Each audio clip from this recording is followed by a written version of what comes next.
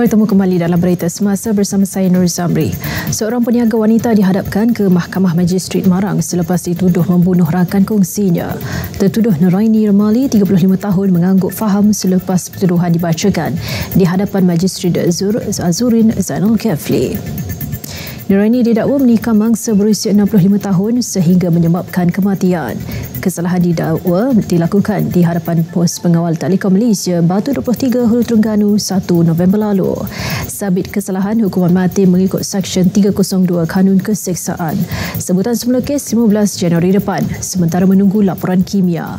1 November lalu, seorang peniaga wanita ditemukan mati dengan 15 kesan tikaman di bahagian badan di tepi jalan besar berhampiran Pejabat Agama Hulu Terengganu, Kuala Berang.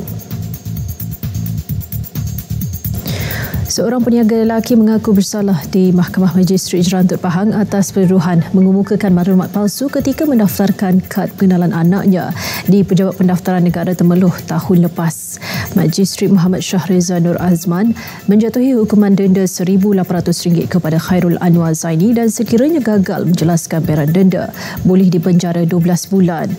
Pertuduhan mengikut Seksyen 36-B Akta Pendaftaran Kelahiran dan Kematian 1957-Akta 299 dan berdasarkan pertuduhan, tertuduh telah dengan sengaja mengemukakan maklumat palsu sewaktu mendaftarkan kelahiran bayi lelaki yang kini berusia 12 tahun. Kes tertuduh diberjaya dikesan Pegawai Jabatan Pendaftaran Negara Temeloh apabila datang untuk membuat kad pengenalan anaknya pada 2022. Jabatan Pendaftaran Negara akan terus membuat siasatan terhadap 7 anak tertuduh yang lain apabila tiba usia 12 tahun untuk membuat kad pengenalan. MRT Corporation Sdn Bhd dan Prasarana Malaysia Berhad perlu ambil serius terhadap insiden gangguan bekalan kuasa yang menjejaskan perkhidmatan MRT laluan Putrajaya semalam. Kita memang berasa amat duka cita kerana Putrajaya Line ini baru dibuka, tak sampai pun setahun. Jadi gangguan-gangguan ini, gangguan ataupun masalah teknikal ini mesti diberikan perhatian serius oleh pihak MRT Corp dan juga pihak Prasarana. Dan laporan penuh telah pun diminta oleh pihak kita kepada pihak Prasarana untuk kemukakan kepada pihak kementerian dalam mesyuarat postcap nanti. Perkhidmatan MRT laluan Putrajaya mengalami kelewatan jadual perjalanan semalam akibat gangguan bekalan kuasa di antara stesen Conley dan stesen John Sulin. Gangguan menyebabkan 2 buah tren tidak dapat beroperasi. Kementerian Kesihatan KKM bersedia menambah bekalan kamera badan kepada petugas keselamatan dan anggota penguatkuasaannya mengikut keperluan semasa. Setakat ini lebih 300 kamera badan telah dibekalkan sejak mula diperkenal pada Disember tahun lalu. Menteri Kesihatan Dr. Zaliha Mustafa berkata, kemudahan itu akan ditambah baik mengambil kira kepentingannya yang bukan sahaja membantu dari sudut integriti dan tata kelola, malah juga dapat menjaga keselamatan dan kesejahteraan anggota penguatkuasa KKM.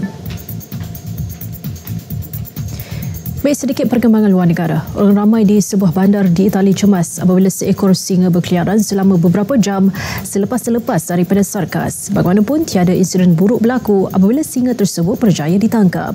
Insiden berlaku baru-baru ini di Bandar Lepistoli berhampiran Rom. Datuk Bandar Alessandro Grando mengesahkan haiwan tersebut telah ditangkap dan kemudian dibius lebih 5 jam selepas amaran dikeluarkan meminta orang ramai tidak meninggalkan rumah mereka. Video dirakam penduduk tempatan memaparkan singa tersebut berkeliaran di atas jalan raya yang gelap dan sunyi. Insiden itu mengundang kritikan terhadap penganjur sarkas dan pihak berkuasa tempatan kerana kecuaian tersebut mampu bertukar tragedi kepada pejalan kaki dan pengguna jalan raya.